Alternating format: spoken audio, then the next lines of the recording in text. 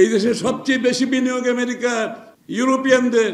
তো আপনি আমেরিকা যাবেন না যাবেন সেটা তো আপনার ব্যক্তিগত ব্যাপার। ওনারা ক্ষমতায় থাকবেন, আমরা কেউ আমেরিকায় যাব না। ওনারা ক্ষমতায় থাকবেন, $100 বিলিয়ন দেশ থেকে পাচার করে দেবেন, ওনাদেরকে ক্ষমতায় থাকতে হবে। তাহলে আপনাকে ক্ষমতায় রাখার জন্য আমরা আমেরিকায় যাব না। হ্যাঁ, বাহ কি মজা। তারা যেইভাবে বাংলাদেশকে নিবিড়ভাবে পর্যবেক্ষণ করছে, প্রতিনিয়ত বাংলাদেশের প্রতিটি ঘটনা পর্যবেক্ষণ করছেন, তার উপরে তাদের যে ভাবনা, তাদের যে চিন্তা, তাদের যে ইচ্ছা, তারা প্রতিনিয়ত বলে যাচ্ছে। শুধু তাই নয়, তারা এটাকে কার্যকর করার জন্য ব্যবস্থাও নিচ্ছে, পরিষ্কার বার্তা দিচ্ছে। এখন ভিসা নীতি চালু হয়েছে, সকলের ধৈর্যের বাঁধ ভেঙে গেছে। এমনকি বিশ্বের গণতান্ত্রিক দেশগুলোরও মনে হচ্ছে ধৈর্যের বাঁধ ভেঙে গেছে। এবং ইউরোপিয়ান ইউনিয়ন তাদের সংসদে রেজলিউশন নিয়েছেন বাংলাদেশের বর্তমান বিচার ব্যবস্থা, বাংলাদেশের নির্বাচন ব্যবস্থা, বাংলাদেশের মানবাধিকারের অবস্থার উপর সংসদে রেজলিউশন নিয়েছেন, সিদ্ধান্ত নিয়েছেন যে বাংলাদেশে যেটা চলছে এটা গ্রহণযোগ্য না, এটা হতে পারে না।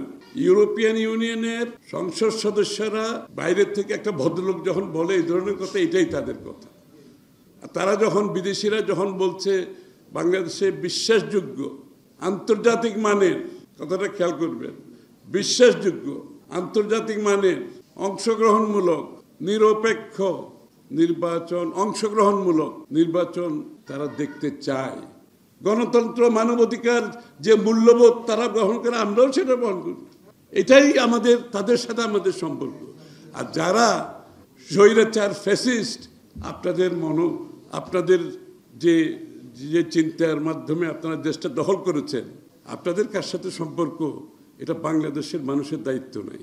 বাংলাদেশের মানুষের আত্মার সম্পর্ক, অর্থনীতির সম্পর্ক, এবং তাদের ছেলে মেয়েদের লেখাপড়ার সম্পর্ক, চাকরি বাকরির সম্পর্ক, এবং একটি সমাজ, মুক্ত সমাজের যে বিষয়টা, তাদের সাথে আমাদের সম্পর্ক গুরুত্বপূর্ণ। আপনাদের জন্য না হতে পারে, সেটা আমাদের দেশের মানুষের জন্য গুরুত্বপূর্ণ।